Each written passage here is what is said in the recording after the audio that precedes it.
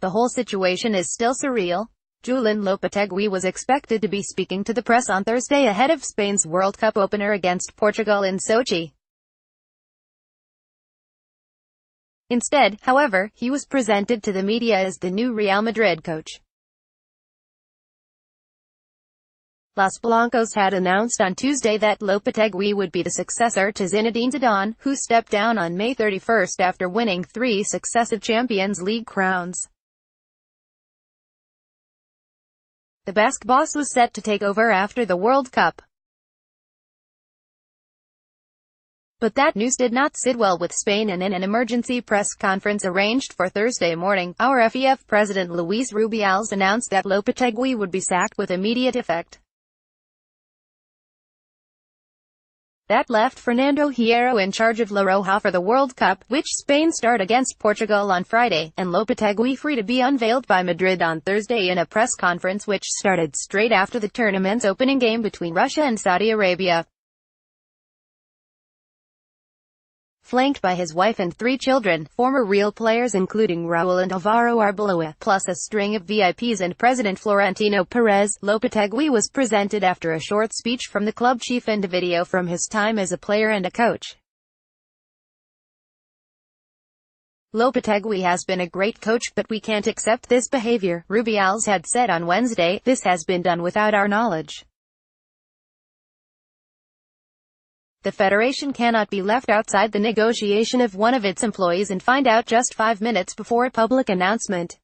However, Perez refuted those words, and although he admitted the negotiations had taken place over a number of hours, he said that he personally had contacted Rubiales to inform the RFEF president of the decision. This is an event we had hoped would take place after the World Cup and after another triumph for our national team, he said, stating that the announcement ahead of the World Cup was made in order to avoid speculation and leaks. And he added, it was an absurd reaction from Rubiales. There is not one single argument that justifies Julen not being on the bench for the national team. Perez also said he believed Madrid had been transparent throughout and claimed that some were trying to tarnish the club's image. Perez also reeled off a list of other international coaches, including Luis Felipe Scolari, Luis Aragonés, Luis van Gaal, and Antonio Conte, who agreed deals to take over club sides after a major tournament.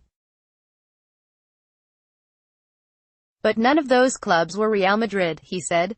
For his part, Lopetegui claimed he had told Rubiales earlier. He was the first to know, he said. Then there were congratulations. The players took it fantastically well. After that, he went on to add, it had all been surreal. After the death of my mother, he said, while breaking into tears, it was the saddest day of life, and after a long pause to regain his composure, he added, but today is the happiest day of my life. Later came the stock question about whether Cristiano Ronaldo is the world's finest footballer, to which he replied, he is a player I would always want by my side.